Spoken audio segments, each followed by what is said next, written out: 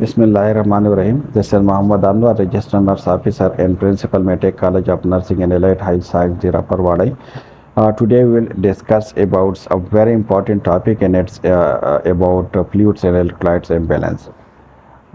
Fifth semester paediatric health nursing unit number 12 को हम discuss कर रहे हैं and it's about fluid and electrolytes imbalance. अगर हम इसमें देखें तो दो कंपोनेंट इसमें दी गई हैं। The first one is a fluid and the second one is a electrolytes. ठीक है, हम दोनों को डिस्कस करेंगे कि फ्लूइड क्या है, हमारी बॉडी में कौन सी फ्लूइड है। टोटल अगर हम बॉडी मास की बात करें तो कितने परसेंट हमारे पास जो बॉडी मास है it's consist of a fluid. Electrolytes हमारे पास कौन कौन से हैं। ठीक है, अगर ये अगर इसमें इम्बैलेंस आ जाए तो इसके कौन सी कॉन्सिक्वेंसेस इफेक्ट क्या होंगे हमारी बॉडी के ऊपर, किस तरह जो है हम उसको वापस हम उसको रेगुलेट कर सकते हैं, इसकी काजेस क्या है, रिस्क फैक्टर क्या है, क्यों जो फ्लूइड्स और इलेक्ट्रोलाइट्स है वो इम्बैलेंस हो जाते हैं, इसके साइन सिम्टम क्या होंगे। इसके अलावा हम डिस्कस करेंगे कि इसके हम नर्सिंग क्या इंटरवेंशन कर सकते हैं, मेडिकल क्या मैनेजमेंट हम उसकी कर सकते हैं, हम किस तरह डायग्नोस कर सकते हैं कि मतलब जो फ्लूइड्स है और इलेक्ट्रोलाइट्स है वो बैलेंस या इम्बैलेंस है। तो first we will discuss about the compositions of the body compartments. अगर हम composition of the body compartment की बात करें तो तकरीबन टोटल बॉडी वाटर जो है हमारे पास ये 50 से लेकर 75% of the total body mass के बन जाते हैं। यानी अगर हम टोटल बॉडी मास की बात करें तो इसमें 50 से लेकर 75% हमारे पास टोटल बॉडी वाटर है। इसमें जो है टोटल बॉडी वाटर, इसमें हमारे पास कुछ इंट्रासेलुलर फ्लूइड है और कुछ एक्स्ट्रा सेलुलर फ्लूइड है। अगर हम इंट्रासेलुलर फ्लूइड की बात करें तो ये तकरीबन 2/3 जो है अब द टोटल बॉडी वाटर बन जाते हैं। अगर हम एक्स्ट्रा सेलुलर की बात करें तो ये तकरीबन हमारे पास 1/3 यानी मतलब 25%। अगर टोटल बॉडी वाटर की हम बात करें तो इसका, या अगर हम बॉडी वेट की बात करें तो तकरीबन 25% जो बॉडी वेट है this is the extra cellular जो फ्लूइड है उसकी वजह से। एक्स्ट्रा सेलुलर फ्लूइड में हमारे पास प्लाज्मा जो इंट्रावास्कुलर प्लस इंटरस्टिशियल फ्लूइड से कंसिस्ट होते हैं। अगर हम फ्लूइड बात करें परसेंटेज इन चाइल्ड बॉडी के तो तकरीबन 75 से लेकर 80% हमारे पास जो अगर चाइल्ड बॉडी वेट की हम बात करें तो ये हमारे पास फ्लूइड है। ठीक है, अगर एडल्ट की बात करें तो 50-75%, अगर हम चाइल्ड की बात करें तो 75 से लेकर 80%। जिस तरह हमें पता है कि हमारे पास जो मेल है, अगर हम मेल में बात करें तकरीबन 5 से लेकर 6 लीटर हमारे पास क्या है ब्लड है। अगर हम फीमेल की बात करें तो फीमेल 4 से लेकर 5 लीटर जो है वो ब्लड पाई जाते हैं। इसके अलावा अगर फिर हम ब्लड कंपोजिशन की बात करें तो तकरीबन 45% हमारे पास जो है वो ब्लड सेल है और 55% जो है जैसे प्लाज्मा। फिर अगर हम प्लाज्मा की बात करें तो प्लाज्मा में 91% जो है हमारे पास वाटर है, H2O है, और 9% जो है वो हमारे पास फिर प्लाज्मा प्रोटीन है। इसी तरह regulation of the body fluid and electrolytes. अब जो बॉडी के मैकेनिज्म है हेमोस्टासिस के थ्रू किस तरह जो बॉडी के फ्लूइड्स है या इलेक्ट्रोलाइट्स है वो किस तरह रेगुलेट होते हैं, किस तरह वो बैलेंस रहते हैं, किस तरह जो है मतलब जितने हमारी बॉडी को रिक्वायर होते हैं अकॉर्डिंग टू और हमारी बॉडी रिक्वायरमेंट के मुताबिक किस तरह वो रेगुलेट होते हैं। तो इसमें कुछ मैकेनिज्म, कुछ हार्मोन्स और ये कुछ मतलब जिस तरह हेमोस्टासिस की जो प्रोसेस होते हैं उसके थ्रू ये मेंटेन रहते हैं, जिसमें हमारे पास एंटी डायरेटिक हार्मोन है। जो एंटी डायरेटिक हार्मोन है इसका काम किया है H2O रिटेंशन, यानी जो वाटर है उसकी रिटेंशन करते हैं। ठीक है, अगर हमारी बॉडी में फ्लूइड की कमी आ जाते हैं, अगर डिफिशियंसी आ जाते हैं हमारी बॉडी में, तो जो पिट्यूटरी ग्लैंड है, posterior part of the pituitary gland, वो एक हार्मोन सिक्रिएट करते हैं जिसको हम ADH कहते हैं, एंटी डायरेटिक हार्मोन। एक डायरेसिस मीन यूरिनेशन और एंटी मीन्स जब उसको स्टॉप कर देते हैं तो यूरिनेशन को कम कर देते हैं और जो वाटर है उसको रिटेन कर देते हैं बॉडी में। तो जो बॉडी की में फ्लूइड डिफिशियंसी है उसको रेगुलेट रखते हैं। इसके अलावा एक और भी मैकेनिज्म है जिसको हम ट्रस्ट कहते हैं, प्यास लगना। ठीक है, जब भी मतलब हमारी बॉडी में फ्लूइड की डिफिशियंसी आ जाती है तो ऑटोमेटिकली उस टाइम हमें बहुत ज़्यादा प्यास लगते हैं, हमारी जो म्यूकोजा है वो बहुत ज़्यादा ड्राई होते हैं और हम बहुत ज़्यादा प्यास लगते हैं। तो हम क्या करते हैं कि ओरली हम फ्लूइड को ले लेते हैं और इसकी जो कमी है वो इस तरीके से फिर हम कमी पूरी कर सकते हैं। एल्डोस्टेरोन एल्डोस्टेरोन का जो मेन फंक्शन है वो सोडियम को रिटेन करते हैं, सोडियम रिटेंशन करते हैं। जब सोडियम रिटेन हो जाते हैं और सोडियम जो हमारे ब्लड में अगर ज़्यादा हो जाते हैं तो उसको कम करने के लिए हमारी जो बॉडी मैकेनिज्म है वो क्या करते हैं कि पिट्यूटरी ग्लैंड को स्टिमुलेट करते हैं, वहाँ से एंटी डायरेटिक हार्मोन रिलीज होते हैं। एंटी डायरेटिक हार्मोन आग की जो वाटर रिटेंशन करते हैं और ब्लड वॉल्यूम को इंक्रीज करते हैं, हमारे बॉडी में जो रिक्वायरमेंट है, जो डिफिशियंसी ऑफ द फ्लूइड है उसको फिर वो पूरा कर देते हैं। ठीक है, क्योंकि इसका एग्जांपल यह है कि अगर ब्लड में सोडियम है, अगर फॉर एग्जांपल 6 लीटर ब्लड में हमारे पास 120 अगर हमारे पास वो है सोडियम है, तो हमारे पास अगर 3 लीटर में फिर कितने होंगे? ठीक है, तो 3 लीटर में तकरीबन ये फिर आपको हो जाएंगे 240। हालांकि हमने सोडियम को तो इंक्रीज नहीं किया है, लेकिन हमने किया क्या कि हमारी जो बॉडी फ्लूइड है उसको हमने कम कर दिया है। तो वापस जो जब हाइपरनेट्रीमिया हो जाएंगे, तो हाइपरनेट्रीमिया यानी जो सोडियम बहुत ज़्यादा इंक्रीज होंगे, तो सोडियम के जो लेवल है उसको कम करने के लिए फिर एंटी डायरेटिक हार्मोन जो है वो रिलीज होते हैं, वो वाटर अप जो है उसकी रिटेंशन करते हैं और फिर ऑटोमेटिकली ये कम हो जाते हैं। इसके अलावा जो हमारे पास एट्रियल जितने भी हमारे पास जो फैक्टर है, ठीक है, वो भी उसमें इन्वॉल्व होते हैं। ठीक है,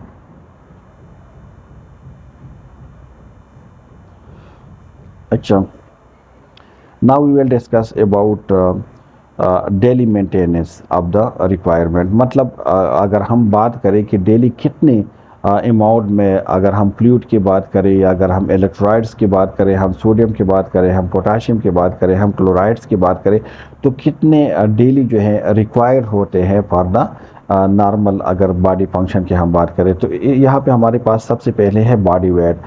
तो बॉडी वेट के हिसाब से जो है ना रिक्वायर होते हैं फ्लूइड और इलेक्ट्रोलाइट्स। फॉर एग्जांपल अगर कोई भी इंडिविजुअल है, कोई भी चाइल्ड है जिसकी वेट 0 से लेकर 10 kg है, तो उसको कितने रिक्वायर होंगे? फिर 10 से 20 kg की जो बेबी है और फिर मोर देन 20 kg से जिसकी वेट है उस इंडिविजुअल को कितने। तो अगर हम टोटल वाटर वॉल्यूम की बात करें, तो अगर 10 kg तक किसी भी इंडिविजुअल की वेट है तो 100 ml पर kg चाहिए। इसका फार्मूला ये है कि फॉर एग्जांपल अगर किसी का वेट 9 है, ठीक है, तो 9 को आप मल्टीप्लाई करें 100 के साथ, तो आपके पास ऑटोमेटिकली जो है आ जाएंगे कि मतलब डेली उसको कितने रिक्वायर है फ्लूइड। तो इसमें कितने रिक्वायर होंगे? 900 इसमें रिक्वायर होंगे। ठीक है, इसी तरह अगर किसी की वेट 10 से 20 kg है, फॉर एग्जांपल अगर 12 kg है, तो 1000 ml प्लस 50 ml जो है पर kg उसको रिक्वायर होते हैं। तो उसको आप अगर किसी के 12 है तो 12 को आप मल्टीप्लाई करें बाई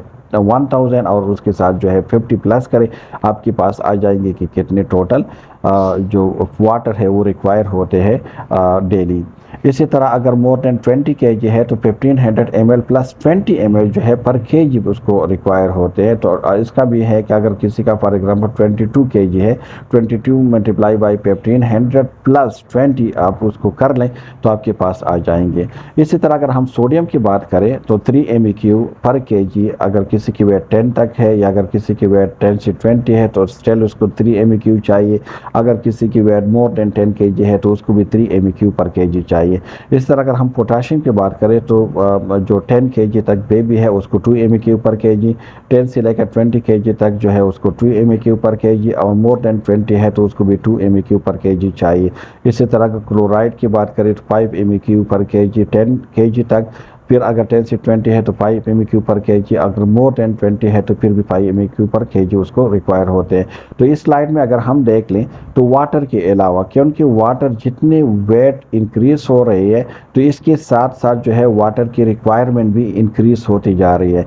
बाकी अगर हम इलेक्ट्रोलाइट्स की बात करें तो उसका वेट भी इतना उसका इफेक्ट नहीं है, चाहे वो वेट कम हो या ज़्यादा हो, लेकिन उसको इक्वल अमाउंट्स में उसको रिक्वायर होते हैं। ठीक है, ये एक और भी फार्मूला है 421 यानी 421। ये एक ऐसा फार्मूला है वेरी, ये हावर के हिसाब से हम देते हैं कि मतलब कितने डेली रिक्वायरमेंट्स होते हैं पर इंडिविजुअल। तो हम इसमें क्या करते हैं कि 4 मल्टीप्लाई बाई 10, यानी जो फर्स्ट 10 kg है उसको हम 4 cc पर kg देते हैं। फिर जो नेक्स्ट 10 kg है उसको हम मतलब 2 सीसी पर केजी देते हैं। और इसके बाद जितनी भी है आफ्टर द 20 के जितनी भी वेट है उसमें हम 1 जो है सीसी पर केजी देते हैं। फॉर एग्जांपल देख, अगर कोई 27 केजी एक चाइल्ड है तो उसको जो फर्स्ट 10 केजी है, तो फर्स्ट 10 केजी के लिए उसने 4 सीसी पर केजी देने हैं, तो ये 10 मल्टीप्लाई बाई 4 तो 40 सीसी बन जाते हैं। इसी तरह जो नेक्स्ट 10 केजी है उसमें 2 सीसी पर द नेक्स्ट 10 केजी, तो ये 2 मल्टीप्लाई बाई 10 तो ये 20 सीसी हो गई। और इसके बाद 7 केजी रह जाते हैं तो 1 सीसी जो है पर केजी हम उसको देते हैं तो 7, तो ये टोटल जो है 67 केजी पर हावर 67 सीसी पर हावर बन जाते हैं। इसी तरह अगर कोई इंडिविजुअल है जिसकी वेट है 55 केजी, ठीक है, तो इसमें हम क्या करते हैं, अगर 55 केजी वेट है तो फर्स्ट 10 के लिए हम 4 सीसी तो 40 बन गई, नेक्स्ट 10 के लिए हम 2 सीसी तो ये 20 बन गई, ठीक है। और बाकी जो 35 है उसको आप मल्टीप्लाई करें 1 सीसी से 35 बन गई, तो ये टोटल का अगर प्लस करेंगे 40, 20 और 35 तो ये 95 सीसी पर हावर जो है उसको फिर रिक्वायर होंगे। तो इस फार्मूले से भी हम जो फ्लूइड है हम दे सकते हैं, ठीक है। एक बात याद रखिए कि अगर किसी भी इंडिविजुअल को नीड हो फ्लूइड के, अगर आपने उसको मेंटेनेंस करने हैं, अगर 2000 लीटर उसको चाहिए तो फर्स्ट जो 8 आवर है उसमें आपने हाफ देने हैं यानी 1000, और बाकी जो 16 आवर है उसमें फिर आपने उसको हाफ देने हैं। एस्टिमेशन की अगर हम बात करें डिहाइड्रेशन की कि किस तरह हम एस्टिमेट कर सकते हैं कि this is a dehydration, either this is a mild dehydration है, मॉडरेट डिहाइड्रेशन है या सीवियर डिहाइड्रेशन है, तो किस तरह हम इसको एस्टिमेट कर सकते हैं, हम किस तरह अंदाज़ा लगा सकते हैं कि मतलब ये जो डिहाइड्रेशन है वो मतलब मॉडरेट है, माइल्ड है या सीवियर है। तो सबसे पहले हम देखेंगे वेट लॉस को। अगर 3 से लेकर 5% वेट लॉस है तो हम इसको कहेंगे माइल्ड। अगर वेट लॉस हो चुके हैं 5 to 9% तो इसको हम मॉडरेट कहेंगे। अगर मोर देन 10% वेट लॉस हो चुके हैं तो हम उसको कहेंगे सीवियर। इसी तरह हम बीपी की बात करेंगे, ब्लड प्रेशर के। अगर नॉर्मल बीपी है so this is a normal BP के साथ जो है this is a mild dehydration है। अगर ऑर्थोस्टैटिक है, ऑर्थोस्टैटिक्स मीन व्हेन द पोजीशन जब चेंज करते हैं तो इसके साथ जो बीपी ड्रॉप हो जाते हैं, अगर लाइंग पोजीशन है सेटिंग में आ जाए या सेटिंग है स्टैंडिंग पोजीशन में आ जाते हैं तो उसकी जो बीपी है वो ड्रॉप हो जाते हैं, तो उसको हम कहते हैं मॉडरेट डिहाइड्रेशन। अगर पेशेंट शॉक में है तो इसको हम कहेंगे सीवियर डिहाइड्रेशन। इसी तरह अगर हम पल्स की बात करेंगे तो पल्स में क्या है कि पल्स में अगर नॉर्मल है तो माइल्ड है, अगर पल्स इंक्रीज है तो एट्स मीन कि this is a moderate heart dehydration है। अगर बहुत ज़्यादा टिकेकार्डिक है पेशेंट तो this is a severe dehydration है। इस तरह हम बात करेंगे बिहेवियर की। अगर पेशेंट नॉर्मल बिहेव कर रहे हैं तो दिस इज माइल्ड डिहाइड्रेशन। अगर पेशेंट इरिटेबल है तो this is a moderate dehydration. अगर पेशेंट लेथर्जिक है, मतलब बिल्कुल जो है lethargic means when the baby is not able to do any physical activity, जिस तरह नहीं होता कि मतलब हम कहते हैं कि बिल्कुल बेहाल जैसा हो जाना, बेजान हो जाना, तो इसको लेथर्जिक कहते हैं, तो दिस इज सीवियर डिहाइड्रेशन। अगर हम मेम्ब्रेन की बात करें, अगर मॉइस्ट मेम्ब्रेन है तो दिस इज माइल्ड है, अगर ड्राई मेम्ब्रेन है तो दिस इज मॉडरेट, अगर वेरी ड्राई मेम्ब्रेन है तो दिस इज सीवियर डिहाइड्रेशन। इसी तरह अगर हम टीयर्स की बात करें तो टीयर्स अगर प्रेजेंट है तो माइल्ड है, अगर डिक्रीज है तो मॉडरेट है, अगर एब्सेंट ऑफ टीयर्स है तो it's mean this is a very severe dehydration है।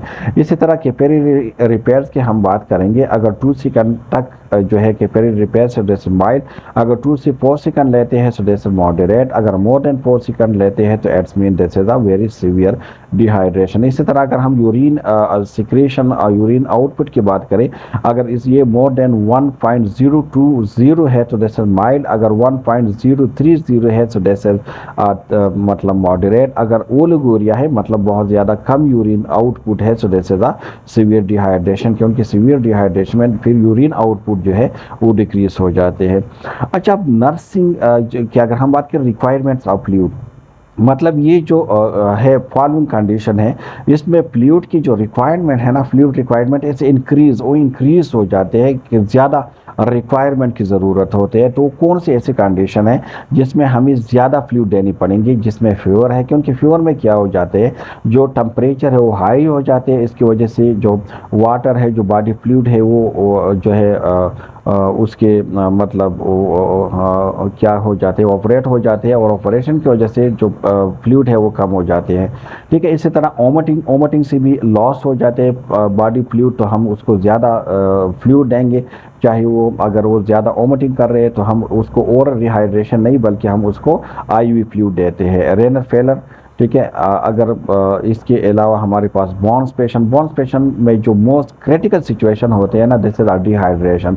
तो इसमें हम डिहाइड्रेशन को कंट्रोल करते हैं क्योंकि उसमें जो स्कैन है वो बॉन्स हो जाते हैं, और स्कैन जो है वो एक प्रोटेक्टिव मैकेनिज्म है, वो जो बॉडी टेम्परेचर है उसको मेंटेन करते हैं, वाइफ्रेट्स जो मेंस जो फ्लूइड है उसको लॉस होने से बचाते हैं। ठीक है, अगर पेशेंट शॉक में है तो इसको भी ज़्यादा ज़रूरत होते है फ्लूइड के, क्योंकि हाइपोवोलेमिक शॉक जो है वो ज़्यादातर उसको हो जाते हैं। टेकेप्निक पेशेंट है तो उसको भी हम फ्लूइड दे देते हैं। अगर कोई गैस्ट्रोएंटराइटिस के साथ है, लूज मोशन के साथ है, जीआईटी जितने प्रॉब्लम के साथ है तो उसमें भी हम ज़्यादा फ्लूइड देते हैं। डायबिटीज़ है, खसूसन जो DKA के पेशेंट होते हैं उसमें भी हम पेशेंट को जो है कंटिन्यूस फ्लूइड दे देते हैं। सिस्टिक फाइब्रोसिस में भी हम जो रिक्वायरमेंट ऑफ द फ्लूइड है वो इंक्रीज हो जाते हैं। अब एक कुछ ऐसी सिचुएशन है जिसमें रिक्वायरमेंट डिक्रीज हो जाते हैं, मतलब उसमें हम ज़्यादा फ्लूइड नहीं देते, जिसमें कंजेस्टेड हार्ट फेलर है, इसके अलावा जो पोस्ट ऑपरेटिव पेशेंट है, या अगर रेनर फेलर है और रेनर फेलर की वजह से अगर कोई पेशेंट जो है ओलिगोरिक है, मतलब ओलिगोरिया है, उसको यूरिन आउटपुट नहीं बन रही, किडनी जो है वो यूरिन नहीं बना सकते, इस हालात में जो है हम फिर उसको ज़्यादा फ्लूइड नहीं देंगे बल्कि फ्लूइड को डिक्रीज़ करेंगे। इसके अलावा अगर ICP इंट्राक्रीनल प्रेशर इंक्रीज़ है तो उसमें भी हम जो फ्लूइड है उसको डिक्रीज़ करेंगे। अब डिहाइड्रेशन की क्लासिफिकेशन है। एक क्लासिफिकेशन तो हमने की थी वेट और उसके लिहाज से, ठीक है, जो वाइटल साइन है उसके लिहाज से। यहाँ पे जो हम क्लासिफिकेशन करेंगे this is on the base of the sodium, कि अगर हमारे पास अभी पता है कि 135 से लेकर 145 तक हमारे पास जो सोडियम है दिस इज नॉर्मल, लेकिन अगर 130 से लेकर 150 तक है, ठीक है, तो एट्स मीन दिस इज आइसोटोनिक है। ठीक है, लेकिन अगर 130 से कम है तो this is a hypotonic dehydration है। अगर 150 से इंक्रीज है तो दिस इज अ हाइपोटोनिक जो है मतलब डिहाइड्रेशन है। तो यहाँ पे जो ये आइसोटोनिक, हाइपोटोनिक के हमने बात की, this is on the base of the sodium. अगर सोडियम कम है तो हाइपोटोनिक है, सोडियम ज़्यादा है तो हाइपोटोनिक है, अगर सोडियम नॉर्मल रेंज में है तो दिस इज अ आइसोटोनिक। ठीक है, इसके अलावा हम बात करेंगे डायग्नोस्टिक एवोल्यूशन की, कि मतलब किस तरह हम डायग्नोस करेंगे एक पेशेंट के आया, मतलब उसको डिहाइड्रेशन है या नहीं है। तो दो मेन चीज़ें उसमें है। एक हमारे पास फिजिकल असेसमेंट है। फिजिकल असेसमेंट में मोस्टली जो है हम वाइटल साइन के ऊपर, क्योंकि हमने अभी डिस्कस कर लिया कि हम वेट को मेजर करेंगे। अगर वेट कम है तो इस बेस पे हम बता सकते हैं कि माइल्ड है, मॉडरेट है, कितना है। फॉर एग्जांपल अगर वेट 3 to 5% लॉस कर चुके हैं तो एट्स मीन कि माइल्ड है, अगर 5 to 9% है तो मॉडरेट है, अगर मोर देन 10% है तो सीवियर है। इस तरह वाइटल साइन, क्योंकि पेशेंट जो है हाइपोइलेमिक होंगे, पेशेंट की BP डिक्रीज होंगे, पेशेंट टैकिकार्डिक होंगे। तो फिजिकल असेसमेंट और वाइटल साइंस, इसके अलावा हम उसके स्कैन को चेक करेंगे कि मॉइस्ट है, ड्राई है, म्यूकोजा को हम देखेंगे। तो जैसे फिजिकल असेसमेंट के थ्रू हम कर सकते हैं उसको। ठीक है, इसके अलावा टाइप ऑफ डिहाइड्रेशन हमारे पास माइल्ड है, मॉडरेट है, सीवियर है, या हमारे पास आइसोटोनिक है, हाइपोटोनिक है या हाइपोटोनिक है। Nursing therapeutic management of fluid loss, किस तरह अगर फ्लूइड लॉस हो चुके हैं तो हम किस तरह नर्सिंग इंटरवेंशन या जो नर्सिंग या मेडिकल इंटरवेंशन के थ्रू हम उसको कर सकते हैं। So the first one is oral rehydration therapy के थ्रू। ओरल रिहाइड्रेशन थेरेपी हम उस पेशेंट को देते हैं कि एक तो पेशेंट अगर वो टॉलरेट कर सकते हो, मतलब उसको ओमिटिंग नहीं है, नॉज़िया ओमिटिंग नहीं है उसको। दूसरा ये कि अगर पेशेंट माइल्ड टू और सम मॉडरेट केस में भी हम दे सकते हैं, लेकिन सीवियर केस में फिर oral rehydration is not effective, फिर उसमें हम IV थेरेपी दे देते हैं। पेरेंटल फ्लूइड थेरेपी, जिस तरह हमने अभी डिस्कस कर दिया कि जो सीवियर केसेस है या ऐसे पेशेंट जो टॉलरेट नहीं कर सकते ओरल, तो हम उसको फिर पेरेंटल फ्लूइड थेरेपी दे देते हैं। इसके अलावा मीट ऑनगोइंग डेली लॉसेज जो है उसको हम मेंटेन करते हैं, रिप्लेस प्रीवियस जितने भी अगर कोई फ्लूइड लॉस हो चुके हैं तो हम उसको भी रिप्लेस कर देते हैं, और रिप्लेस ऑनगोइंग एबनॉर्मल लॉसेज, जितने भी एबनॉर्मल लॉसेज हो रही है तो साथ साथ में हमें उसको भी रिप्लेस करना पड़ेगा। अब मैनेजमेंट ऑफ डिहाइड्रेशन की अगर हम बात करें तो कुछ जनरल प्रिंसिपल है। जनरल प्रिंसिपल की हम बात करें सिंपली, सबसे पहले के supply maintenance requirement, correct volume and electrolytes जितने भी लॉस हो चुके हैं उसको करेक्ट करना है, और जितनी भी ऑन गोइंग एबनॉर्मल लॉसेस हो रहे हैं तो उसको रिप्लेस करने हैं। सबसे पहले जो रिक्वायरमेंट है, जो बॉडी की नॉर्मल रिक्वायरमेंट है, आपने उसको मेंटेन करने हैं। अगर जो इलेक्ट्रोलाइट्स है, अगर फ्लूइड या इलेक्ट्रोलाइट्स है, अगर वो कम है ज़्यादा है तो आपने उसको करेक्ट करने हैं, और जितने भी एबनॉर्मल लॉसेस होते हैं ना आपने उसको वापस रिप्लेस करने हैं। अगर 1000 ml जो है वो लॉस हो रहे हैं एबनॉर्मल तो आपने 1000 ml उसको और दे देने हैं ताकि वो रिप्लेस हो। ठीक है। मैनेजमेंट अब डिहाइड्रेशन में हमने बात की थी ओरल डिहाइड्रेशन। ओरल डिहाइड्रेशन में हमने बात की थी कि इफेक्टिव है for the mild but some moderate dehydration में भी चाइल्ड में be able to tolerate for oral intake. अगर ओरल इनटेक को टॉलरेट कर सकते हैं so then we will give, और इसकी नहीं कर सकते तो फिर हम उसको नहीं देंगे।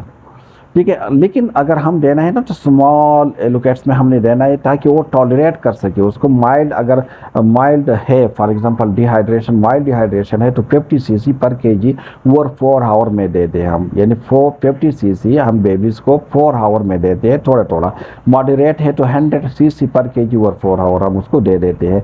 टाइप 2 जो है 2 में हम अगर बात करें टाइप ऑफ ओरल सोल्यूशन, कि हमारे पास मतलब अगर हम ओरल सोल्यूशन दे रहे हैं तो किस मकसद के लिए दे रहे हैं, किस पर्पज़ के लिए, आया हम मेंटेनेंस पर्पज़ के लिए दे रही है या हम रिहाइड्रेशन पर्पज़ के लिए दे रही है। ठीक है, तो ये भी जहन में रखना है। ये कुछ कंपोजिशन है। अब हमारे पास जो बॉडी फ्लूइड है, हमारे पास जो है 5% डिस्ट्रोज वाटर है, जिसका मतलब है कि 5 ग्राम शुगर है ओवर 100 ml। इसी तरह 10% डिस्ट्रोज वाटर मतलब 10 ग्राम शुगर एंड 100 ml है। नॉर्मल सिलाइन का मतलब है कि 0.9% ऑफ सोडियम क्लोराइड यानी 9 ग्राम पर लीटर है। इसी तरह हाफ स्टैंड का मतलब है कि मतलब 0.9 को आप डिवाइड करें 2 पे तो ये हमारे पास हाफ स्टैंड बन जाते हैं, यानी मतलब 0.45% नॉर्मल जो सोडियम क्लोराइड है 4.5 ग्राम पर लीटर है। ठीक है। डिस्ट्रोज जो है हमारे पास प्लस हमारे पास नॉर्मल सिलाइन है तो ये तकरीबन 1.80 ग्राम इसमें इन्वॉल्व होते हैं। 3% सोडियम क्लोराइड है हमारे पास, इसको हम कहते हैं हाइपरटोनिक सोल्यूशन, इसको हम कहते हैं आइसोटोनिक सोल्यूशन। ठीक है, इसको भी आप कह सकते हैं हाइपोटोनिक, इसको आप कह सकते हैं हाइपोटोनिक सोल्यूशन। ठीक है, तो हमारे पास 3 टाइप के सोल्यूशन होते हैं, आइसोटोनिक, हाइपोटोनिक एंड हाइपोटोनिक। और हमने आगे डिस्कस कर लिया था कि डिहाइड्रेशन को भी हमने आइसोटोनिक, हाइपोटोनिक, हाइपोटोनिक में डिवाइड किया हुआ था। IV फ्लूइड, अगर हम लैक्टेट की बात करें, रिंग लैक्टेट की, तो इसमें हमारे पास कंपोजिशंस होते हैं अब डिफरेंट टाइप की जो इलेक्ट्रोलाइट्स है। अगर हम बात करें ग्लूकोज की तो ये तकरीबन 0 से लेकर 10 ग्राम ग्लूकोज पर 100 cc उसमें पाई जाती है। अगर हम सोडियम की बात करें तो 130 MEQ पर लीटर उसमें होते हैं। अगर हम सोडियम बाइकार्ब की बात करें 28 MEQ पर लीटर होते हैं। अगर हम बात करें पोटाशियम की तो ये तकरीबन 4 MEQ पर लीटर जो है उसमें पाई जाती है। आप खुद भी रिंग लैक्टेट को उठा लें और आप देख लें, उसमें कंपोजिशन देखिए कि इसमें सोडियम कितना है, पोटाशियम कितना है, कैल्शियम कितना है, मैग्नीशियम कितने हैं, ठीक है, ग्लूकोज कितने हैं, ये सारे अपने उसके ऊपर देख लें। ठीक है। अब पीडियाट्रिक जो फ्लूइड थेरेपी है उसकी कुछ प्रिंसिपल है। सबसे पहले क्या है कि असेस वाटर डेफिसिट बाई, कि हम किस तरह असेस कर सकते हैं कि जो वाटर है वो डेफिसिट कितना है, मतलब कितने वो कम हो चुके हैं, बॉडी से लॉस हो चुके हैं। तो एक वेट के थ्रू हम कर सकते हैं, weight loss per KG is equal to weight loss per litre. अगर इसका ये है ना कि अगर 10 kg वेट लॉस हो चुके हैं तो आपने उसको 10,000 ml जो है आपने उसको वापस रिप्लेस करने हैं फ्लूइड को। ठीक है। क्या हमने जो प्रीवियस स्लाइड में डिस्कस कर दिया था कि माइल्ड, मॉडरेट और सीवियर को भी हमने वेट के लिहाज से किया था, लेकिन सिंपल फार्मूला है, अगर 10 kg वेट लॉस है तो आपने उसको 10,000 ml उसने देने हैं, 10 लीटर अपने उसको देने हैं। या estimate of water deficit by physical examination के थ्रू भी हम कर सकते हैं।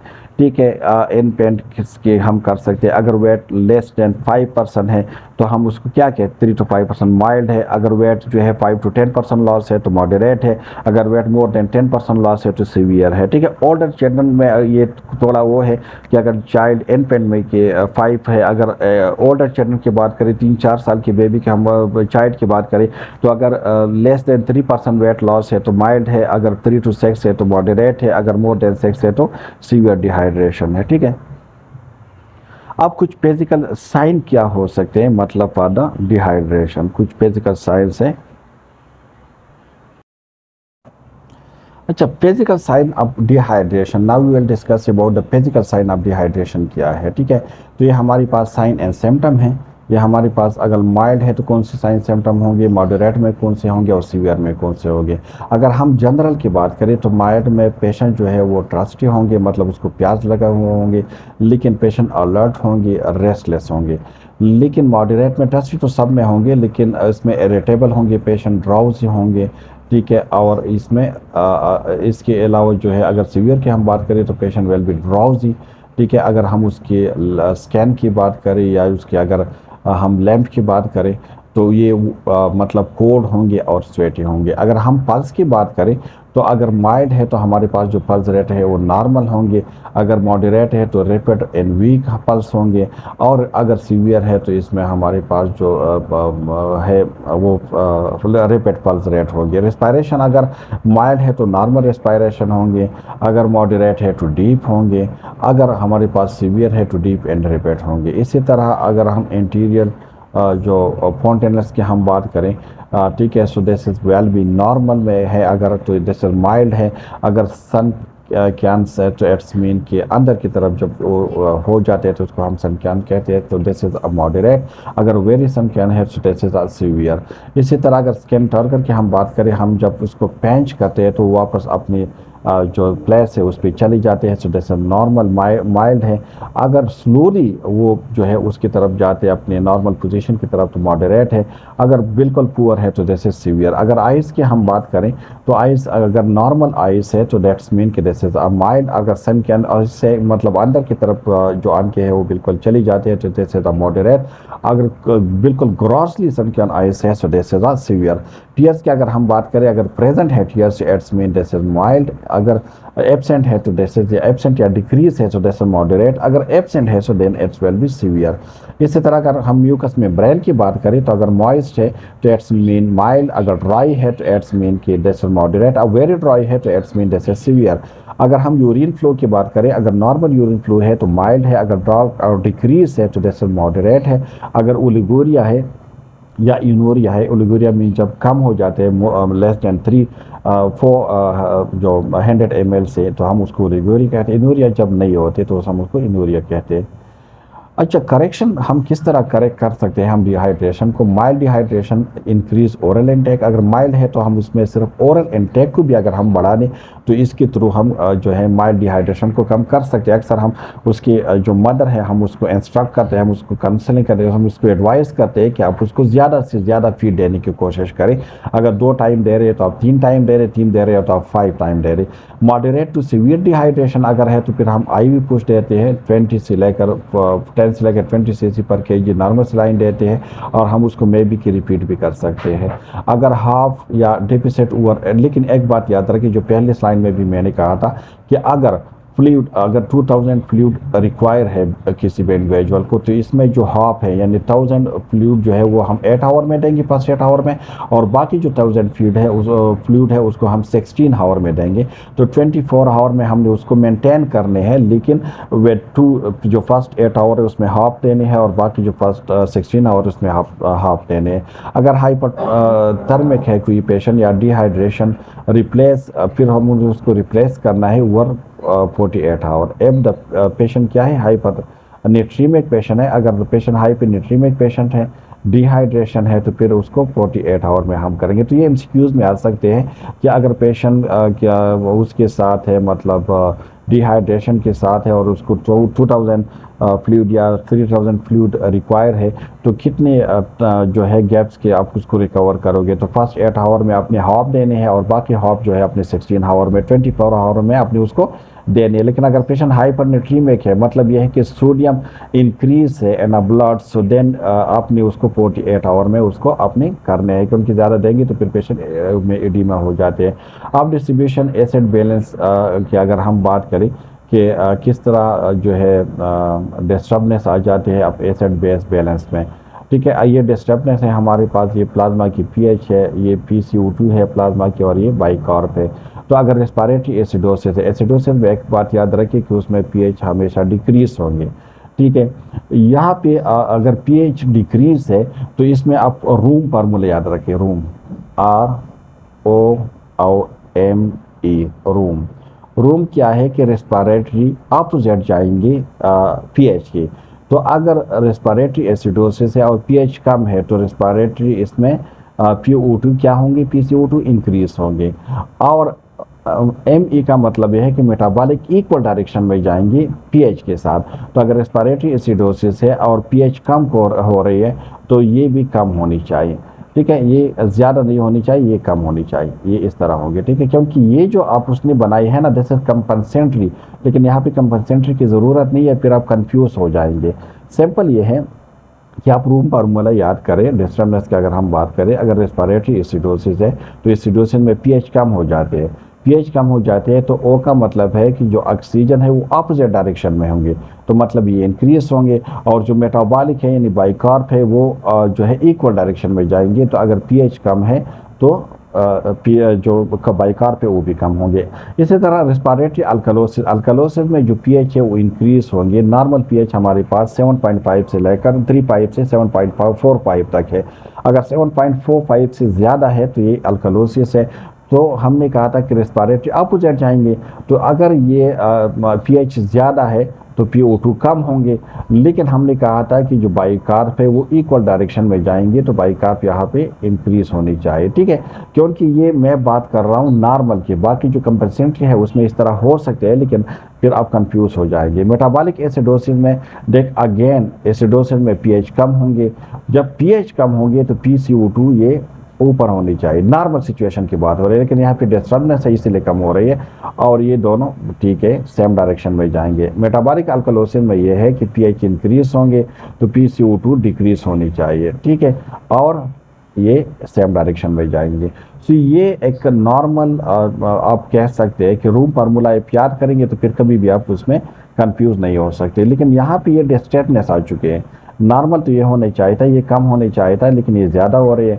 ये ज़्यादा होना चाहिए था लेकिन कम हो रही है।